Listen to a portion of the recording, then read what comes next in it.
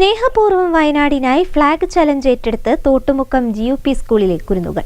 സ്വന്തമായി നിർമ്മിച്ചെടുക്കുന്ന പതാകകൾ വിറ്റ് ലഭിക്കുന്ന തുക ഓഗസ്റ്റ് 15-ന് മുഖ്യമന്ത്രിയുടെ ദുരിതാശ്വാസ നിധിയിലേക്ക് കൈമാറാനാണ് തീരുമാനം.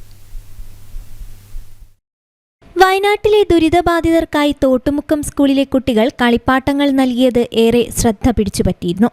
ഇതിനു പിന്നാലെയാണ് സ്നേഹപൂർവ്വം വയനാടിനായി ഫ്ലാഗ് ചലഞ്ച് ഏറ്റെടുക്കാൻ വിദ്യാർത്ഥികൾ തയ്യാറായത്. സ്വന്തമായി നിർമ്മിച്ചെടുക്കുന്ന പതാകകൾ വീടുകളിലും കടകളിലും കയറിയിറങ്ങിയും ഓട്ടോ തൊഴിലാളികൾക്ക് നൽകിയും വിൽപ്പന നടത്തി തുക സമാഹരിക്കും. ഈ തുക ഓഗസ്റ്റ് 15-ന് മുഖ്യമന്ത്രിയുടെ ദുരിതാശ്വാസ നിധിയിലേക്ക് സംഭാവന ചെയ്യാനാണ് കുരുന്നുകളുടെ പദ്ധതി.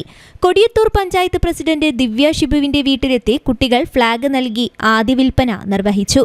കുട്ടികളുടെ ഭാഗത്തു നിന്നുള്ള ഇത്തരം പ്രവർത്തനം മികച്ചതും മാതൃകാപരവുമാണെന്നും കൊടിയത്തൂർ പഞ്ചായത്തിന് തന്നെ ഇത് അഭിമാനകരമായ കാര്യമാണെന്നും ദിവ്യ ഷിബു അഭിപ്രായപ്പെട്ടു. പഞ്ചായത്തിന്റെ ഭാഗത്തു നിന്നുള്ള എല്ലാ സഹായങ്ങളും വാഗ്ദാനവും ചെയ്തു. GUP സ്കൂൾ തോട്ടുമുക്കം ഏറ്റെടുത്തിട്ടുള്ള ഫ്ലാഗ് ചലഞ്ചിന് ഞാനും പങ്കാളിയാകുന്നു. വയനാട്ടിൽ ദുരിതം അനുഭവിക്കുന്നവരെ കൈകോർത്ത് ചേർത്ത് പിടിച്ചുകൊണ്ട് വരുവാൻ നമുക്കൊന്നിച്ചു നിൽക്കാം. കൊടിയത്തൂർ പഞ്ചായത്ത് ഭരണസമിതിയുടെ എല്ലാവിധ സപ്പോർട്ടും അറിയിക്കുന്നു. തെരഞ്ഞെടുത്ത വിദ്യാർത്ഥികളും രക്ഷിതാക്കളും മറ്റ് PTA പ്രതിനിധികളുമാണ് പദ്ധതിക്ക് നേതൃത്വം നൽകിയത്. മികച്ച പ്രതികരണമാണ് ജനങ്ങളിൽ നിന്നും പദ്ധതിക്ക് ലഭിക്കുന്നത്.